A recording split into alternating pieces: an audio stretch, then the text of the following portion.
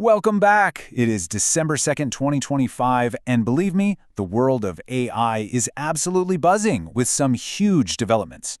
We're going to be tracking everything from some pretty serious warnings on global inequality to some, well, game-changing hardware announcements. All right, let's get right into it. At the heart of all the news today is really this one central question. As this technology just rockets forward, are we actually building a better world for everyone?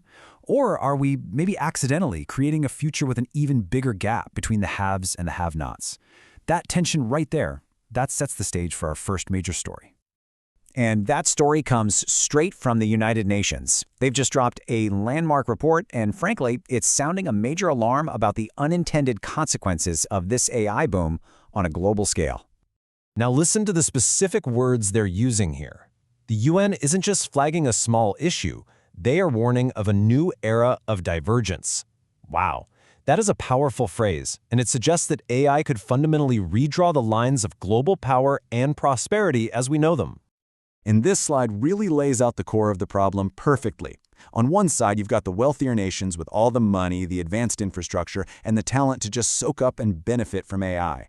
But on the other side, you have poorer nations that are struggling with limited access and huge infrastructure gaps, putting them at a serious risk of being left in the dust by this new tech revolution. So the UN's message couldn't be clearer. If we don't have some immediate, smart policies to bridge this AI divide, the whole dream of shared global benefits could just fall apart. And here's the kicker. While governments are debating what to do, the tech giants are out there building the very future the UN is warning us about. Which is the perfect segue to our next topic, the new AI powerhouse. All eyes were on Amazon Web Services this week at their big reInvent conference, where they basically unveiled the very infrastructure that's forcing this whole conversation. And they did not hold back. AWS announced a massive new partnership with Nvidia, they unveiled new servers built for the most intense AI tasks, and they rolled out a whole new generation of their own custom chips and AI models. It is a full-stack assault on the AI infrastructure market. This number right here really jumped out at me. AWS is claiming their new Trainium 3 chips can slash the cost of training large AI models by up to 50%. That is a huge deal for major players like Anthropic who are already on board. This is exactly how AI development gets cheaper and faster, for those who can afford it. It's a perfect example of that acceleration that could widen the global divide we were just talking about. And it's not just about the hardware either. They also showed off their new models. You've got Nova 2, which is designed for really complex multimodal tasks. So think understanding images, text, and data all at once. And then there's Sonic, which is all about creating incredibly natural, human-like synthetic speech. So when you put this all together, what's the big takeaway? It's pretty clear. The very foundation of AI is accelerating.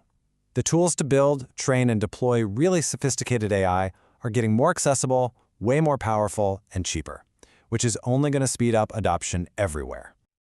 Okay, so with all this new power, the real question is, how is it actually being put to work? Well, we're seeing a huge wave of real-world applications and, right along with it, the beginnings of some sector-specific regulation.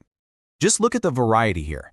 In the US, the Food and Drug Administration is now using something called agentic AI to speed up approvals. And don't worry, we'll get to what that means in a second.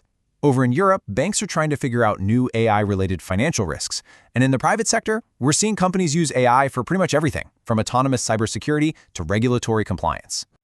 So that term I just mentioned, agentic AI, get used to hearing this phrase because it is a critical shift in how we think about AI.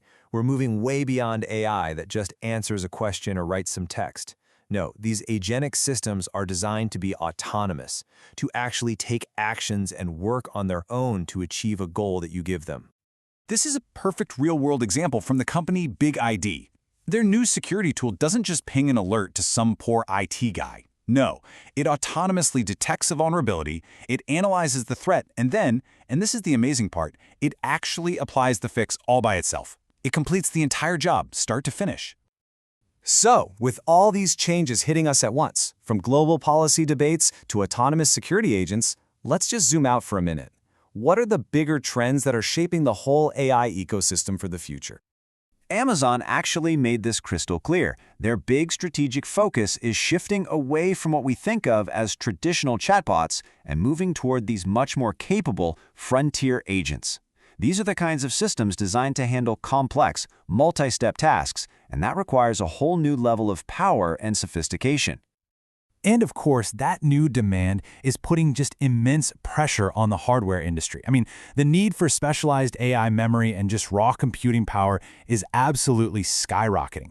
This is forcing fundamental redesigns in how chips and computer systems are built, and it's creating this massive ripple effect across the entire tech supply chain. But here's the really fascinating countertrend.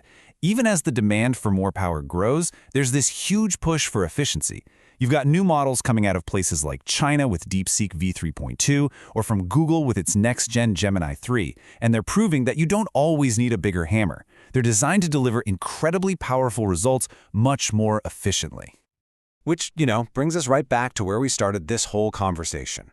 On one hand, you have innovation making AI cheaper, faster, and more powerful than we ever thought possible. On the other, you have these very serious warnings that the exact same progress could leave a huge part of the world behind.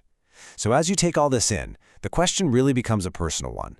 Where do you land on that spectrum between optimism and caution?